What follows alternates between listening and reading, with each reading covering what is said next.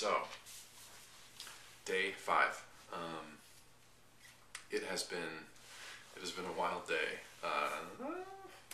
Let's see. Try and give you an overview here. So far, just this whole trip has just been full of interacting. I think, as I told you before, but it's just been just so many experiences interacting with locals. I look on the map and it's just this much of the whole trip, and yet I think about all of the people that I've met and how much time I would love to spend with this family and with this individual and at that house. And it's just been really affirming in how raw and unique people are. I would have not predicted just the amount of interactions that I've had in the past 5 days. Last night was great. It was, I was wrecked yesterday, and I randomly, through a series of connections. By the way, thank you to Doug Gravatt, who has been a huge help in last night's stay and in tonight's stay. It's been great to have his help, just with the people that he knows out here. But the night, I'll jump back to day 3. But just as an example, I'm walking down the highway, and I didn't have a place to stay, and so I'm starting to think, okay, around 3 o'clock I need to practice. Just figuring out, all right, what am I going to do? Who am I going to call? Where am I going to go? I looked on the map, and there was a state park coming up, and so I was about to take a left at the state park to talk to the ranger about getting a campsite. And right before I was about to do that, it's probably about 3 o'clock.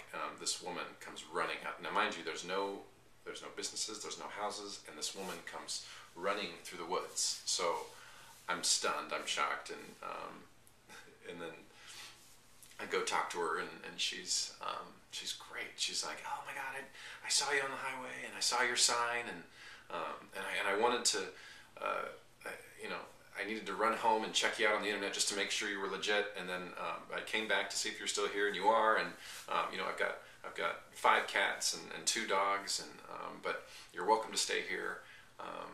And her name is Haley, and what an amazing night with Haley. I really enjoyed her company and just her enthusiasm and her energy, and we stayed up for hours just talking about life and spirituality and all kinds of things. Just an amazing conversation, and just for such a short window of time, but really good.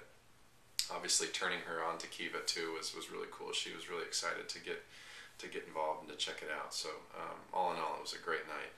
Last night was great. It was I ended up in a town called Y Mills, and I stayed at just a beautiful parish church. It was the Old White Church. It was a historical building dated back into the late 1700s, and I kind of just sat there. I'll never forget. Just kind of, I was waiting for the pastor to get there to let me into the parish house, and I just kind of sat under this huge tree and just looked around, and as the sun was going down, and it was just, and then just thinking back on all the people that I had met that day, from farmers to the personalities of the people, pulling over on the highway and helping me, or just kind of helping me navigate the area a little bit, and just an amazing experience. And it's amazing, every car that passes Kanoa and I is just, their heads are turning, and you can see the wheels processing in their gazes, and I've got this big sign, Kiva Walk, written all over it, and then I've got obviously my dog and his wolf, just the wolf personality he kind of carries, and this bright blue neoprene jacket from Neopause in Canada, by the way, and a dog backpack that's full. That's really bright red. And then you've got my huge backpack and my obnoxious tall stature, and we're just kind of making our way with the poles and on the side of the highway.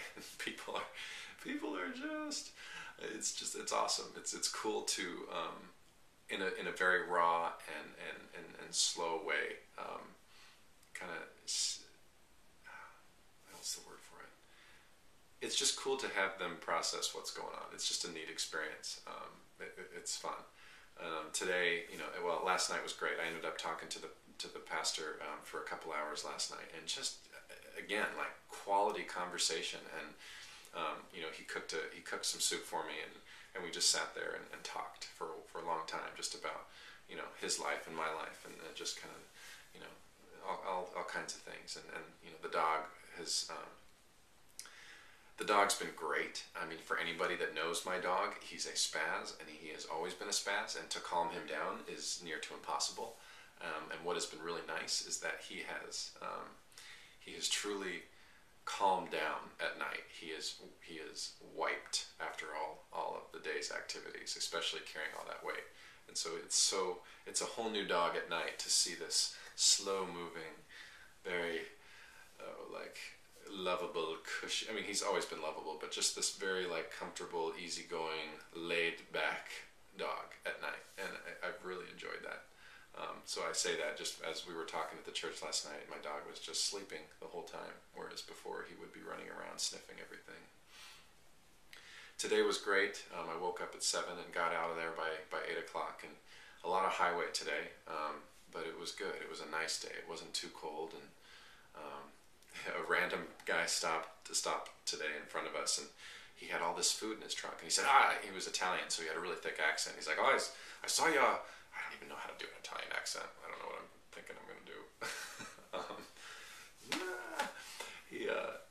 But he stopped in front of us, and he had all this food in his trunk. He had 3 full-size foot-long Philly cheesesteaks, and he also had 3 boxes of dog biscuits, Milk-Bones biscuits, and he had a whole 6-pack of Coke and Coca-Cola, and he had on top of the boxes he had a bag of dog biscuits, and then he also had waters, and he had a box of cigarettes. Bless his heart. I mean, he had and I've got a full pack. My dog's got a full pack, and oh man, it was just the awkwardness of like really being thankful and really trying to express just the gratitude and what he wanted to offer, but at the same time trying to be like, I'm full, I've got a full pack, like. So the banter with him was interesting, but we were able to stuff some stuff in the pack, and I was able to leave some stuff in his trunk, but it was really neat to have that happen today. Randomly, I got a phone call from a local newspaper, and literally she called me, and she's like, hey, I'm an editor for the local newspaper, and I'm going to come by and pick you up, and we're going to go to lunch. This was like maybe 15 minutes after I had the guy stop and give me the sandwich, and so I told her that I had already ate, but she said, all right, well, I'll get you a salad, and so we went to this restaurant, and we had salads, and Kanoa was an angel outside. He didn't whine at all. It was awesome. He just kind of sat there and waited. It was sweet. But yeah, she just was curious about the walk and was taking notes, so maybe in the local paper tomorrow, I'm not sure, but it was that was cool. A surprise. And then afterwards, I made my way all the way to Kent Narrows, which is kind of the beginning narrow section of Kent Island, which is right at the east end of the Chesapeake Bay Bridge that leads into Annapolis and into West Maryland.